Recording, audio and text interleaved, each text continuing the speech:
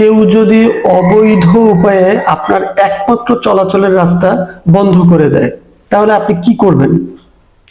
প্রথমেই আপনি চেষ্টা করবেন যে গ্রাম্য সালিশ করার জন্য, অর্থাৎ আপনার কিছু এলাকার মুরব্বী আছে যারা বিচার সালিশ করে, তাদেরকে নিয়ে বসলেন এবং এটার মীমাংসার একটা পথ বের করলেন। দেখলেন যে এতে মীমাংসা হলো না।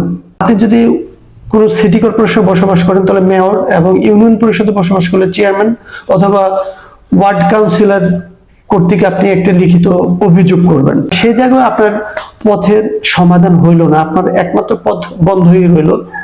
3 নম্বর স্টেপ হচ্ছে যে আপনার একটা থানায় তখন সাধারণ ডায়েরি করতে হবে।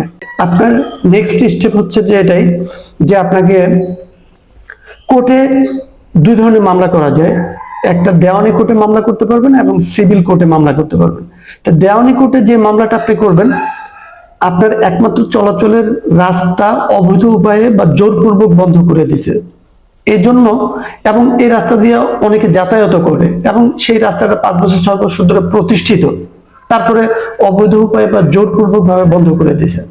তো দেওয়ানি আদালতে আপনি সুনির্দিষ্ট প্রতিকার আইনের সত্য ঘোষণার মামলা 42 ধারায় মামলা দায়ের করতে পারবেন। সুনির্দিষ্ট প্রতিকার আইনের 54 ধারায় স্থায়ী নিষেধাজ্ঞার মামলা দায়ের করতে পারবেন এবং আপনি এটার প্রতিকার পাবেন। সেই সাথে আপনি কিন্তু সিভিল কোর্টেও মামলা করতে পারবেন। যখন অবৈধ উপায়ে জোরপূর্বক ভাবে আপনার একমাত্র চলাচলের রাস্তা বন্ধ করে দিছে, তখন কিন্তু আপনি ফৌজদারি কার্যবিধির 133 ধারায় মামলা দায়ের করতে পারবেন।